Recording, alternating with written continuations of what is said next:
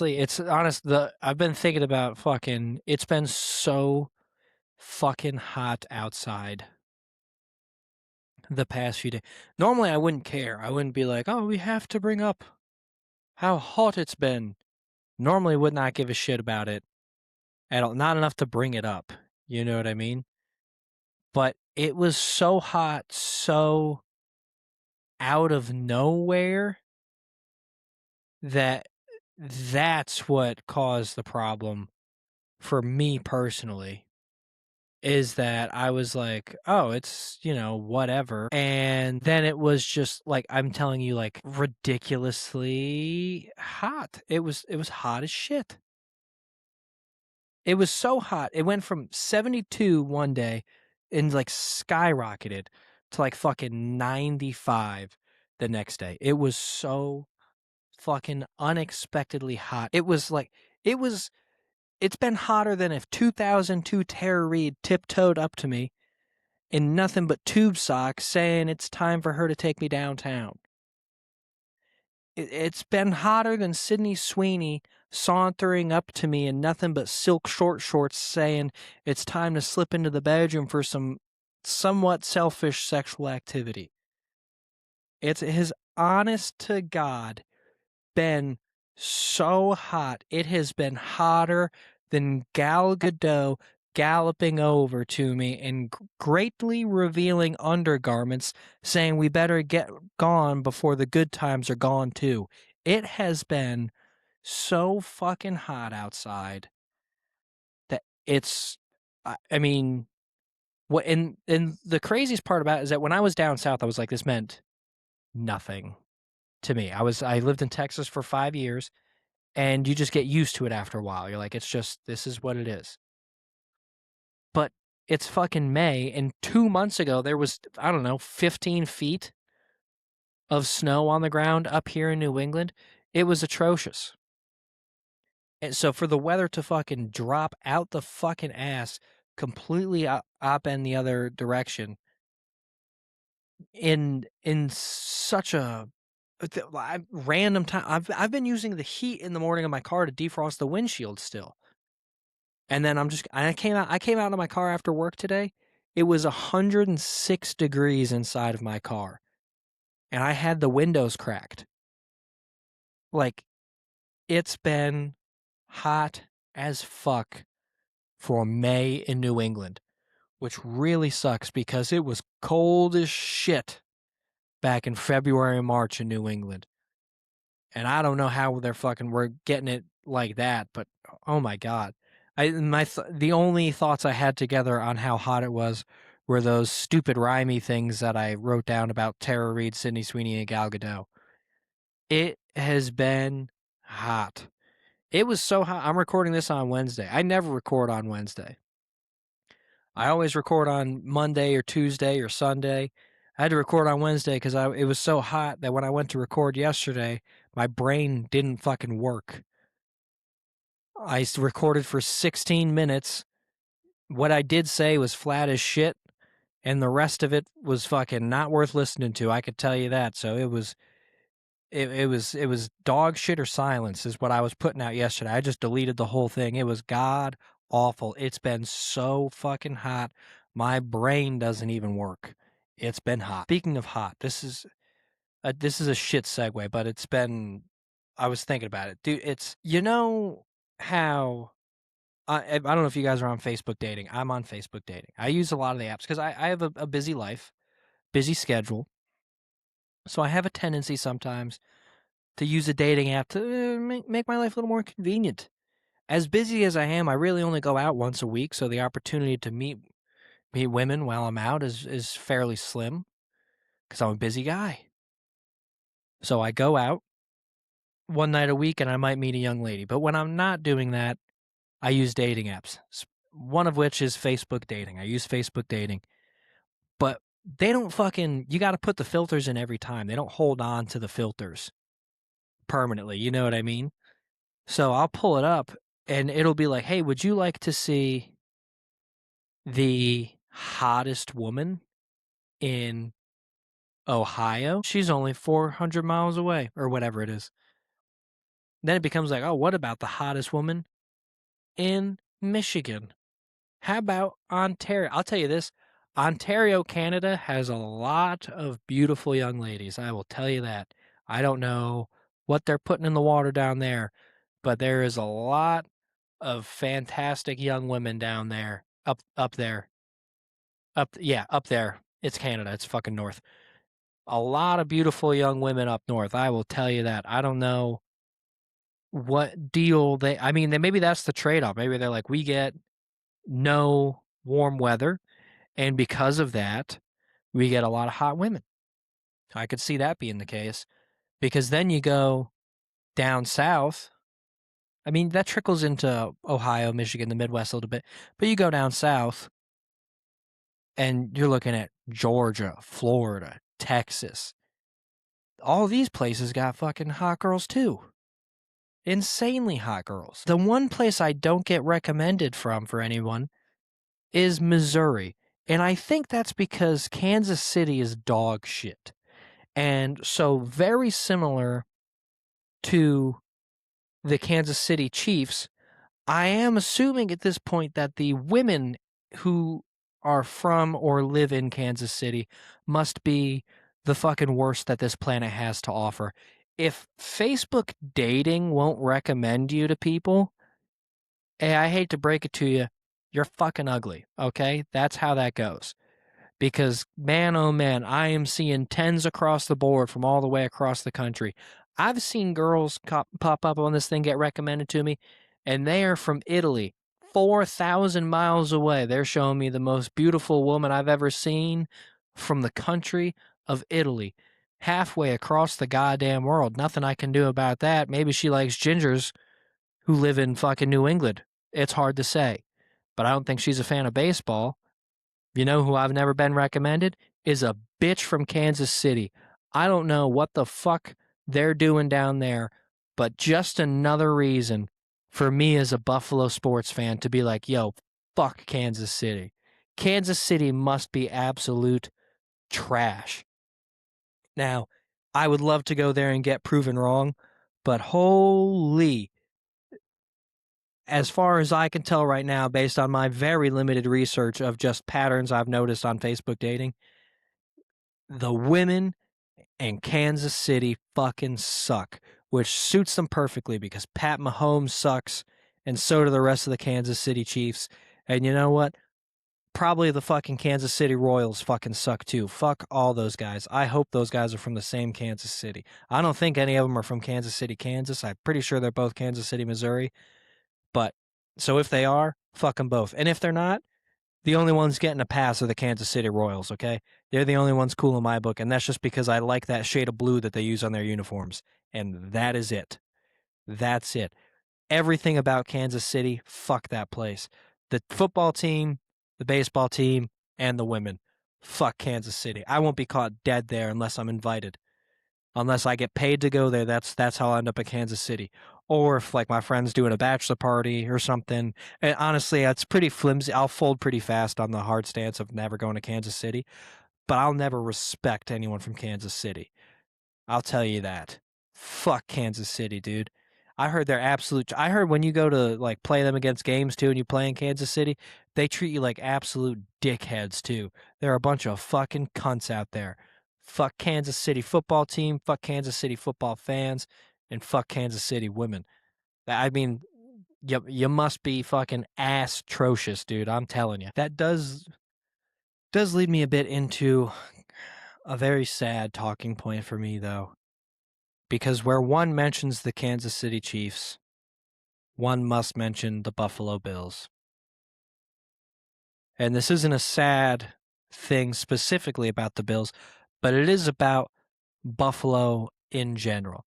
Now, I will say I've done zero research on this, but the Buffalo Sabres did just get eliminated from the NHL playoffs, from the Stanley Cup playoff. I don't think they're not playing for the Stanley Cup, but from hockey playoffs, they got eliminated in overtime in a game 7, which if you're a Bills fan, that's the most Buffalo thing I've ever heard. That's fucking terrible, dude.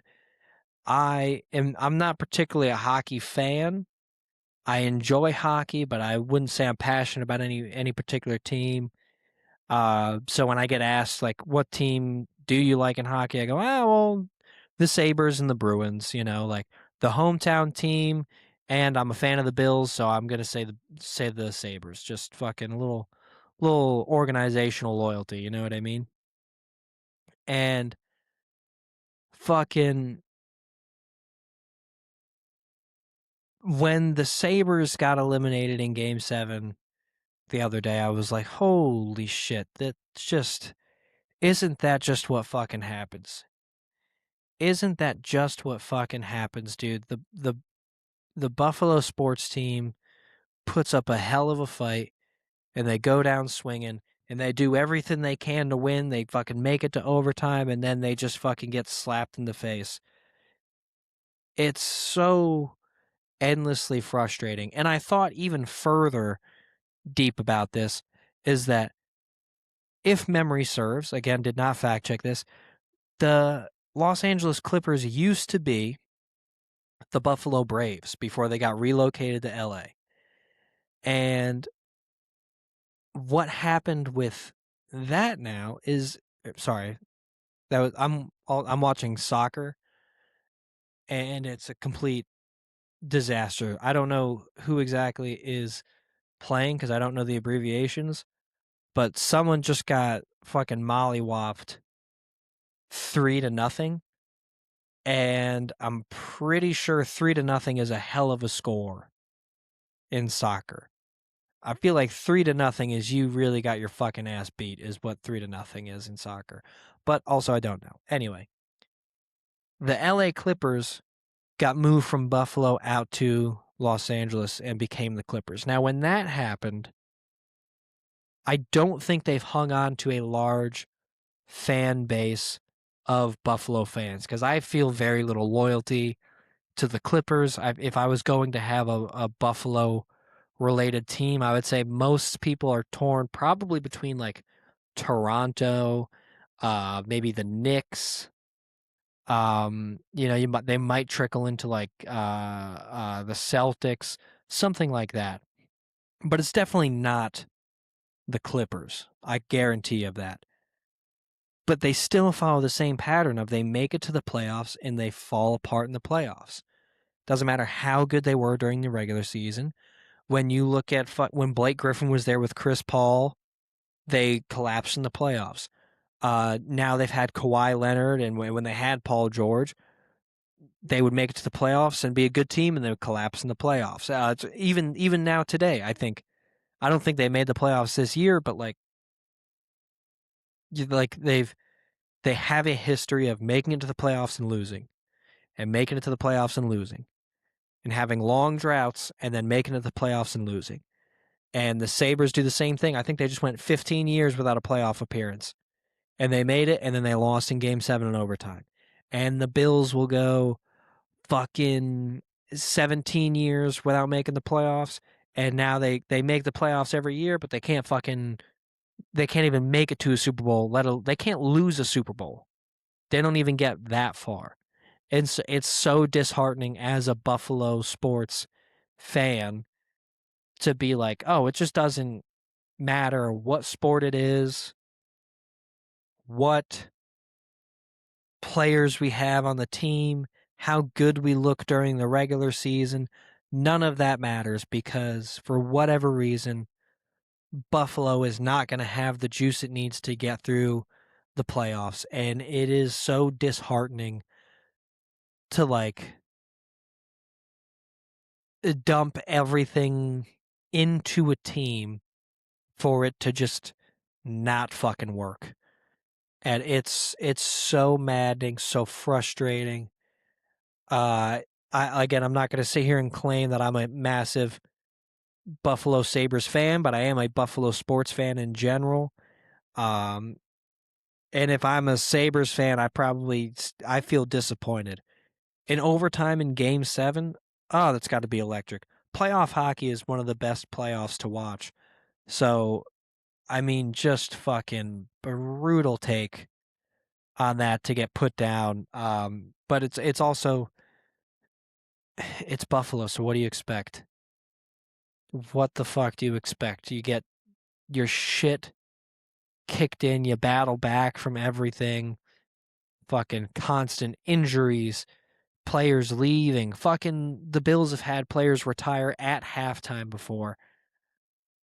And then you see that leak over into another organization in the Buffalo Sabres, and you're like, dude, just fuck it. You know, like, what do we even try for? The Buffalo Sabres loss made me feel so down just as a Buffalo fan that I went on the PlayStation Store and I was like, let me find out how much the NHL video game is, because now I'm going to have to rebuild the Sabres. I'm going to bring the Sabres a championship. They deserve one.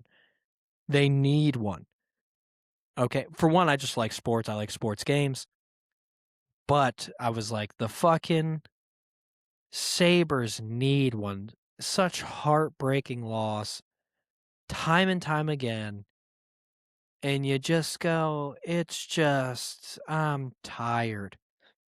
And then hopefully I get good enough at the game where, similar to the fucking Bills, I just go and I just win 3 or 4 Stanley Cups in a row, and I go, you know what? This game sucks. I don't enjoy playing this game anymore. That's what happened with me with Madden. We win a couple Super Bowls in a row, and you just go, then what's even the point? I haven't lost a game in 3 seasons. Because funnily enough, when you play those video games, when you play Madden, NHL, FIFA, shit like that, the fun part, like the goal is to win every time, but the fun comes from the losing. The fun definitely comes from the losing, because that's where the challenge comes into play, and everyone only cares about the challenge. You want the challenge. That's what we're all looking for. We're looking. You want to lose because the best part of the fucking sports video games are building up like the rivalries in your head of being like, oh, these fucking guys knocked us out of the AFC Championship last week or last season. We're gonna fucking get a comeback on that, like shit like that. That's how you're supposed to handle it. So it's like it's all fucking good and fun, Dude, the other day I realized that, and again, this is because of how fucking hot it was, that I wasn't covering myself with a blanket or anything. So it took me, I like having the blanket on because it helps me get comfortable. And a lot of people like that. That's pretty standard shit. When I wasn't wearing the blanket, what I came to realize is that I think the gayest thing that I do all day is go to bed. I think when I'm trying to get comfortable in bed, that might be the most flamboyant activities that I have going on for my entire day. I'm putting my hands under I'm like, oh, let me get my head comfortable. I'm trying to get my legs comfortable. So I'll put the arch of one foot like interlocked with the arch of another foot. I'm laying on my side. I'm like, dude, if you lay on your stomach, I know that seems manly. That's not manly, okay? Because now your fucking ass is up. You're exposed. You're in danger. Fucking getting comfortable in bed is the gayest thing that every single person on the planet does on a daily basis. It's not fucking kissing dudes, I'll tell you that. You could have sex with a man, and the gayest thing that you're going to do that day is get comfortable to go to bed. I'm telling you, think about it the next time you lay down. You're going to be like, "Oh shit, I'm doing a little stuff that is a little flamboyant, I guess, in nature." I mean, you have to do it because you have to get comfortable, but it's not necessarily straight. You know what I mean? Like, it's definitely gay adjacent activity at the very least. Getting comfortable in bed is fucking gay. And I'm not going to stop doing it But I mean, the facts are the facts, dude. The gayest thing I ever do is get comfortable in bed. There's nothing straight about it. And it made me think like what are some of the other gay things that I do that I don't realize that I do. For one, it's probably talk like this. I talk like that all the time to make a point or to buy time in my thoughts. And this is a gay way to talk. It just is. That's how it is. So yeah, just gay ways of talking, gay ways of sleeping. Do every now and then if I'm with my friend, I do some blatantly gay stuff. I'll be hanging out with her and I'll start walking around and I'll start walking like that and I'll oh stop. Do shit like that knowing that it looks gay, doing it on purpose to look gay, but it is still gay. And I don't mean that in a derogatory way, or maybe I do. I don't mean that in a derogatory way, but like fucking, shit's gay sometimes. That's just how it is, dude. I want the lighting to be right on this podcast. That's kind of gay. I care like when I'm playing video games and I'm playing like fucking MLB The Show or Madden or whatever. I'm like, well, dude, I want my guy to look cool. That's gay. It's gay because now I'm worrying about. Like, so, I'm going to worry about the looks of a fictional man. That's gay. Do you think about the hottest fictional dudes of all time? Anyone played by Matthew McConaughey on TV. Uh, Look at the cover of every romance novel that they sell at fucking Hobby Lobby or whatever. Dude, every guy on the cover of those is hot, which is gay. To be like, I want a fantasy dude to look really good. That's gay. It's gay to do that.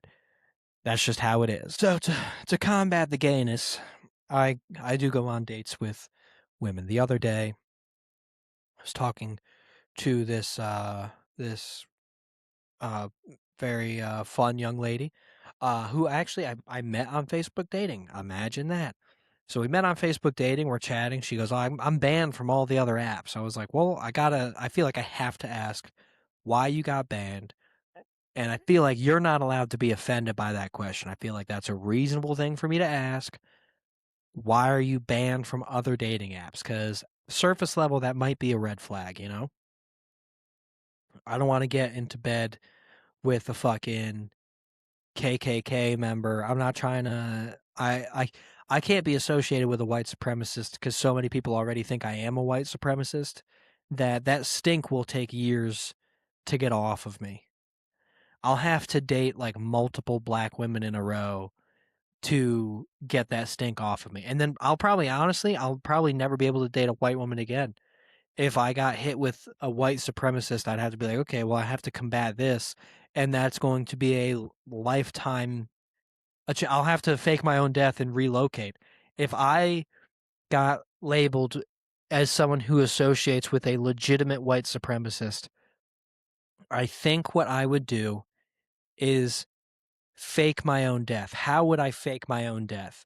I would fake my own death most likely by I'd probably get a connect down at the morgue. Now, fortunately for me living in New England, a white guy with a red beard who's slightly heavyset, that's a fairly common occurrence. Okay? So I have to get access to a body, and then I have to get my family out of town. Or just wait for a situation where I'm the only one home. Burn the house down.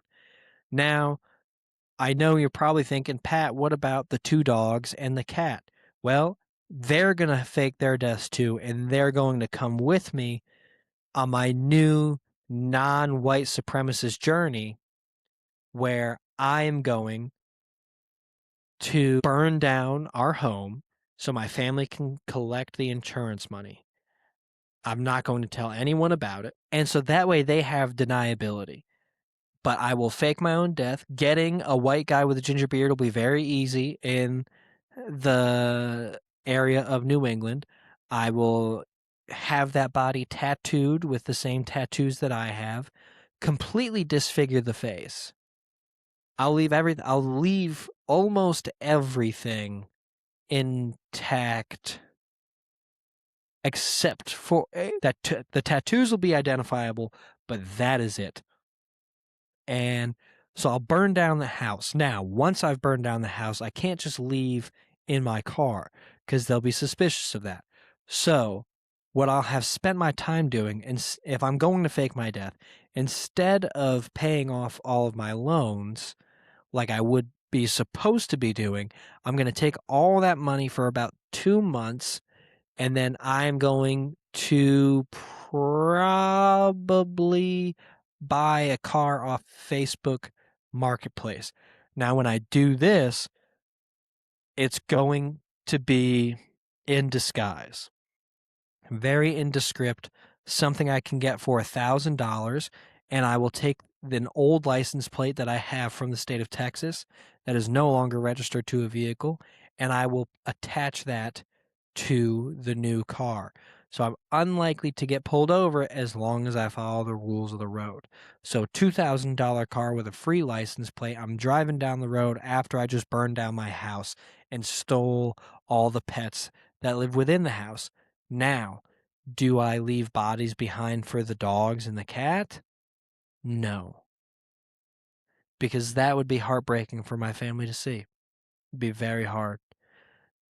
I'll probably just leave the front door open so that it looks like they all got out. You know what I mean? And they can spend the rest of the time with that little bit of hope in their heart that they're going to be found one day, even though they won't because I'm never going to let them go. You know what I mean? Like that's to the grave with me on those bad boys. So I have faked my death. Where do I run away from to try and escape white supremacist accusations? Do I go up north? No. A lot of white people up north. You have to go down south. And I know you're probably like, oh, what about the slaves and all the white supremacists in the South? They're the ones who wanted slaves. That's probably where the most white supremacists are. Yes, but now what was once significant has become commonplace. So I will shuck my way down south and hide amongst the white supremacists while not being a white supremacist myself. I was never a white supremacist in the story. I was just accused. And those accusations are hard to face down when you look and talk the way I look and talk, and when you say some of the things that I say sometimes, you get into some hot water. I'm surprised that there aren't other communities that haven't come after me because I make a lot of jokes, and sometimes those jokes don't go particularly well, and often they are offensive. But if you don't like the smell of fresh baked dough, don't come near the bakery, pal. Okay? Alright, you little bitch. If you don't like the way these trans jokes are coming out, don't come by the bakery, bitch. Okay? I don't actually do other trans jokes anymore. I'm not even see that's the problem is that I'll just think something's funny and that gets confused with my actual stance. So I'll be like black people steal stuff. And then the next time I go and do stand up, someone will introduce me. It's like, this guy's my favorite racist. And it's like, hey, man, you can't say that with the material that I'm about to say because they're definitely going to think I'm racist. Like, so now I go out of my way. I go to an open mic and I like shake the hand of every black guy that I meet there. I'm like, I'll support your cause or whatever. Like, thank you for your donation to my establishment. Like you gotta find a way to make friends with them.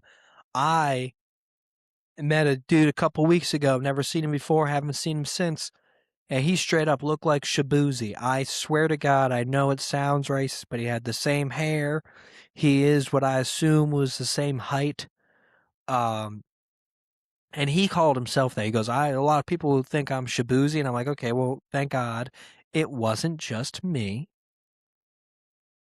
He's making the joke, and now it's okay. That's another gay thing I do. I do that. That's okay. I don't care. You tell me. That's okay.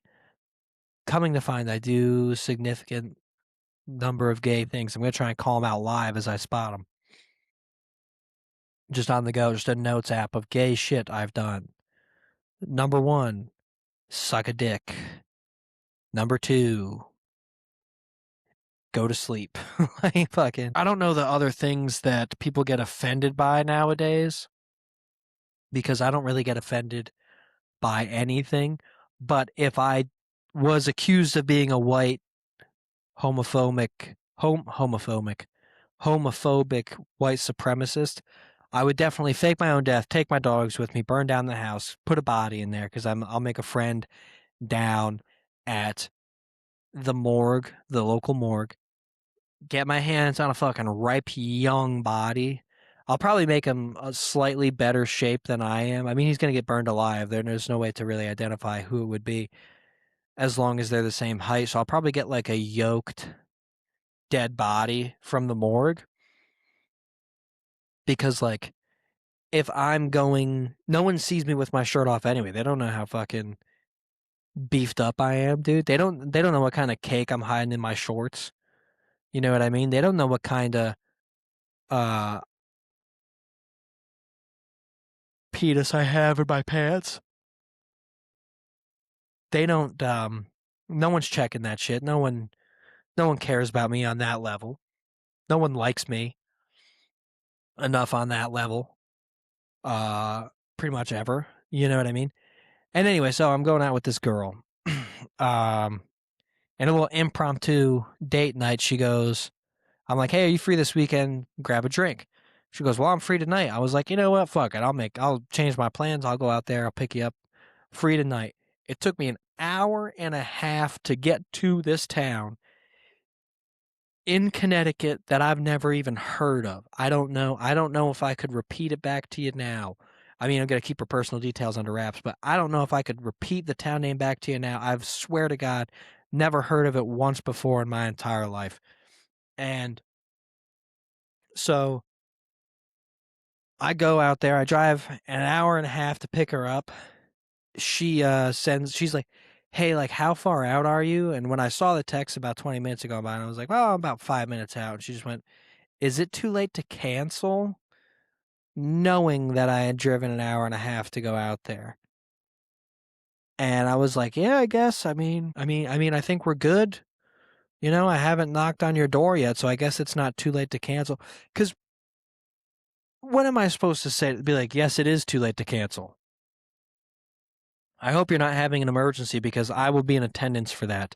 I just drove an hour and 25 out of an hour and 30 potential driving minutes. And now we're hanging out whether you want to or not, okay? The ruse is the ruse. And them's the ruse. Turns out she just was making a joke and I didn't get it because I'm not that smart. I'm kind of a dumb guy. I'm more of a retarded kind of person. You know what I mean? Like, I'm not one of those smart guys. I'm one of those more like retarded kind of guys where they don't really get stuff every now and then. You know what I mean? Like, they're kind of dumber than the other people we have around. Like, one of those kind of dumb, retarded guys. And anyway, so I go and I knock on her door and she's like, "No, I was just kidding about that. Don't worry about that. Um, but I don't want you to park in my driveway. I have a small driveway. My roommate's on their way home, and I don't want anyone to get blocked in or blocked out or anything. So just park on the street next to my house. She lives on a corner lot. So I park on that street, walk around the trees, walk up to her front door, and she goes, "Oh, I didn't see you." I was like, "Don't worry about it." And we start walking back. She goes, "Is this where you're gonna like drug and kill me?" And I was like, I was going to just drug you, but now that you know the plan, I feel like now I'm obligated to kill you. So it's jokes like that the whole time. I asked her, oh yeah, I asked her what she got banned from all the other dating apps for, and she doesn't know if it's this specifically, but she knows that she made I don't know if it's anti-plegic or anti-para joke. She made a joke about a paraplegic guy to a paraplegic guy, and the paraplegic guy acted like a bitch about it and reported her because he's a bitch. You know what I mean? I'm a little tired. And anyway, so she made some kind of, I was like, well, I have to ask what the joke was. And she goes, Pat, I don't remember, but I wish I could tell you. But the only thing I remember was good wine, a lot of laughs, and my friends telling me not to do it, but I fucking did it anyway. And I was like, are you Robert De Niro? Why is it so badass that you did that? Why did you do something completely non-sexual that I'm like, ooh, that fucking is nice? Which is a very Robert De Niro thing to do, is just fucking get men hard right before they lay down and go to bed. It's the gayest time of the day, you know? So went on that date. It was a good time. A lot of riff, a lot of jokes. I think what started as a good dynamic between two people who were willing to make a lot of risky jokes and laugh at a lot of risky jokes. I think maybe I took the green light and I went a little too far, dude. I fucking Vin Diesel'd my way out of it. I Paul Walker'd my way out of this. I went too fast, too furious. And then I rolled my Porsche on the middle of La Quinta Avenue and died in a fiery train wreck abyss. And everyone was brokenhearted and sad. And anyway, so I think I went to, because we started making jokes about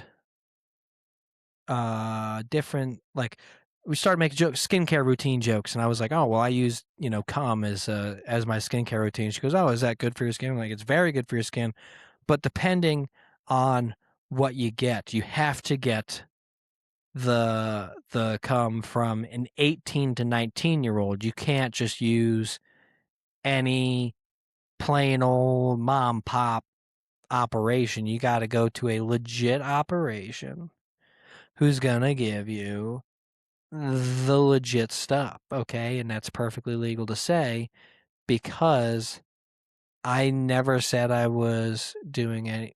I'm not going to go down that road.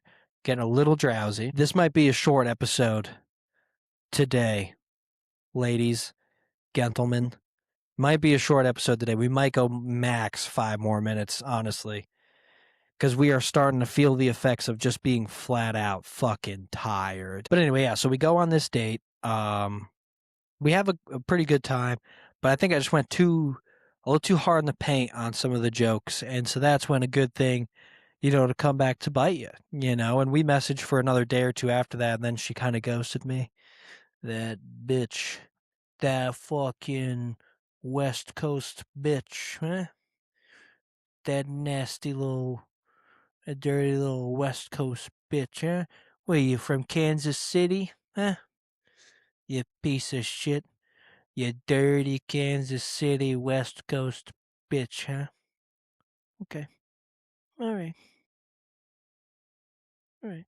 I don't know if that's a good Robert De Niro. Guys, like I said, pretty tired. I can feel, when you blink and it's like hot? That's how my eyes feel right now. When I blink, it's like it's a little fucking warm. Not loving that. That's tired. If I turn this off and put my head back, I would fall asleep in this chair. I swear to God, I'd fall asleep in this chair. We're gonna muster up our last 3 minutes of maximum energy. Okay, here we go, boys. Quick thoughts. Ohio State fucking sucks. I heard the doctors in Cumberland are hot trash. My buddy went there for a music festival last weekend, 2 weekends ago, and he ruptured his Achilles and had an atrocious time. If you would like to hear more of that story, please go listen to Rudy Tuesday. It comes out every Tuesday at 7 p.m. We have an unfortunately, audio only episode coming up this coming Tuesday, and that is going Tuesday, May 26th, and that is going to have the story of his Columbus, Ohio experience of going to the doctor, which was more than terrible. Rapid fire, rapid fire. Sweat, I don't think is a bad look on a lady. I think it's a hormonal thing more than anything else, but you get a little dampness going after the gym, and that's not bad. Maybe that's what the problem is, because I don't think there's a lot of attractive women in my area, like where in the town that I live in. Maybe the problem is that none of them are on dating apps. All of the attractive women are fucking, they're just going out and doing shit. Like there's so few of them that they've already been gobbled up and thusly are not on the dating apps. Also, they don't need that kind of validation, because all they have to do is go to the gym or the coffee shop or walk around Walmart. And some of these, I mean, someone's got to be the hottest person at Walmart at any given time. Maybe it's these people. Maybe that's how they get their validation.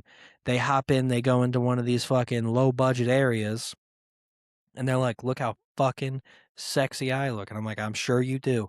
And I'm sure that works for them all the time, if I'm being honest. But I don't know if that's going to be the case all the time. You know what I mean? But outside of that, I mean, where do you got to go? You got to go towards the coast if you want to meet a beautiful young lady in New England. You got to go towards the coast, hit that beach water. I think part of our problem, for me personally, I think we got too much pasta in the area. I think we're loaded down with noodles, and that's no good. You know, not enough people eating the proteins, not enough people packing the seafoods. A lot of people munching the pasta, which I get because pasta's fucking, it's so goddamn good, but it's so unsatisfying and so bad for you. Plus, you got to throw in all the people who were Dunkin' Donuts fans. And maybe you weren't a coffee drinker before. Maybe you're like, nah, Dunkin' sucks. I'm just not going to drink coffee. And then we started fucking populating on Starbucks, and we got gentrified with Starbucks, and it becomes like, oh shit, maybe, just maybe, we are the ones getting gentrified. Maybe it's not just these lower income communities of a certain ethnic background. Maybe it is us too. Maybe it's us poor white folks. And it's weird that I do think I live in a poor white town, because we're also like my town high school, not the high school I went to, but my town high school is like a 4-time state championship football team. Like you go to the high school and you're like, these are some rich motherfuckers. These are some very aggressively middle class families, middle to upper middle class families. But then when you walk around the town, you're like, these are some lower class families. These are low mid class at the very best. You know what I mean? Like they are technically middle class, but they're not really. It's a lot of blue collar motherfucking families around here, which ain't nothing wrong with. But that's the long way of saying, ain't no hot girls around here. Ain't no hot girls in Kansas City. So, fuck the town I live in and fuck the Chiefs, dude. I think that's what the big sign off is today. I don't remember most of what we talked about. Somehow we've been recording for almost an hour. I don't even know half of what I said. We'll see what makes it in the fucking episode. So if you got a favorite thing that I said while I was fucking very exhausted making this recording, so much so that when I blink my eyeballs are hot, then leave a comment, leave a like, post a clip, download it and post a clip. Who gives a shit anymore, honestly? Do whatever you want with this shit, man. It's going to come out eventually, you know what I'm saying? But that's the show for today, guys. If you enjoyed the show, please go check out Rudy Tuesday. That is the comedy podcast I do with comedians Breck Michael and Rudy Marinosi that comes out every Tuesday at 7 a.m. If you are enjoying the show here, maybe this is your first episode, drop a like, drop a follow, drop a subscribe wherever you are, whatever platform you use to listen, whatever that may be. Go ahead and do that. We release episodes over here every Friday at 7 a.m. Now, not this coming week, but the following week, we'll be having another Idiot History episode. And that Idiot History episode is going to be done on none other than King Richard the Lionheart. I don't know much about him right now, The little bit I do know about him is very interesting, so please feel free to go and check out that video. Idiot History is a fun series that we started doing over here where it's just a story of yesteryear, day, whatever. It's an old school story about some kind of historical figure I that we talk about in a very digestible, everyday way, instead of that dumbass analytical bullshit that you hear from breakdowns on fucking YouTube. We're gonna tell you what you need to know so that you can go and tell it to somebody at the bar and impress them with a couple facts. But guys, thank you so much for listening. Please show some support for the show. Some support for me. If you like what you're hearing, you want to see some clips or some stand up or other jokes and shit, go check out Pat O'Connor Comedy on Instagram. But that's going to do it for today. Thank you guys so much.